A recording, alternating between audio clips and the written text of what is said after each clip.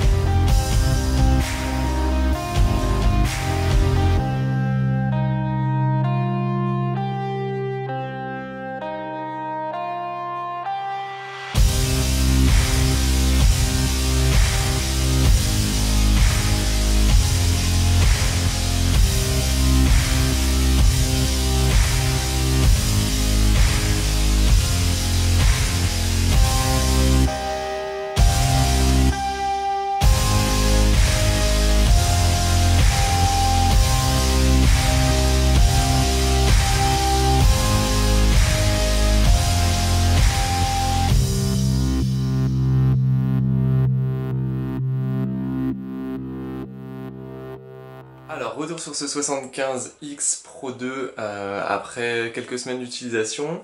Alors déjà, le premier point, c'est à quoi ça vous sert d'avoir un petit drone comme ça? Si vous avez un 5 pouces, si vous avez un 3 pouces, quel est l'avantage d'avoir un Tiny?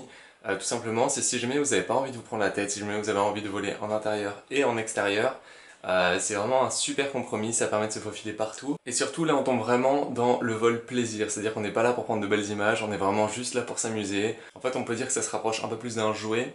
Ensuite, deuxième point intéressant, c'est qu'on a des protections au niveau des hélices, donc si jamais c'est vos premiers quads, si jamais vous voulez apprendre à voler, ça rajoute une petite part de sécurité. Ça permet un petit peu de se familiariser avec le milieu du drone, de se familiariser avec la sécurité. Ça peut être un bon point d'entrée, en tout cas au niveau du drone. Deuxième point intéressant, c'est que ça casse vraiment très peu. J'ai vu des retours de la canopy qui cassait assez facilement sur certains crashs. Moi je me suis crashé plusieurs fois sur du dur comme sur du mou. J'ai pas eu de casse, donc là-dessus pas de souci. Maintenant, au niveau du comportement du vol, qu'est-ce que je peux en dire? Pour le coup, on sort vraiment de tout ce qui est 3 pouces et 5 pouces. Moi je sens qu'on manque en tout cas de puissance sur les reprises, notamment si on fait des power loops. Si on veut rattraper le power loop, c'est assez compliqué. Il faut vraiment prendre de la marge. Deuxième point, alors moi c'est un problème que j'ai eu, je sais que tous ceux qui ont acheté ce quad n'ont pas forcément eu ce problème. Moi j'ai eu des problèmes de vibration quand je l'ai eu, c'est-à-dire que au niveau de la caméra, j'avais énormément de vibrations et j'ai dû l'isoler avec de la mousse. Une fois que ça a été fait, du coup, comme vous avez pu le voir sur le DVR, il n'y a pas de tremblement. Ce qu'il faut savoir, c'est que ce que vous avez vu au niveau des rushs, ça a été tourné des jours où il y avait pas mal de vent, pas mal de petites rafales, c'était un vent qui était turbulent. Et ça se voit, on voit que le drone tremble. Il faut garder en tête que c'est super léger, donc c'est très sensible au vent. Maintenant, même avec du vent, ça continue de voler et il n'y a pas de souci. Voilà, écoutez, c'est la fin de la vidéo, c'est la fin de ce petit test. J'espère que ça vous a plu. Moi, en tout cas, ça m'a fait plaisir encore une fois de faire un test sur cette chaîne.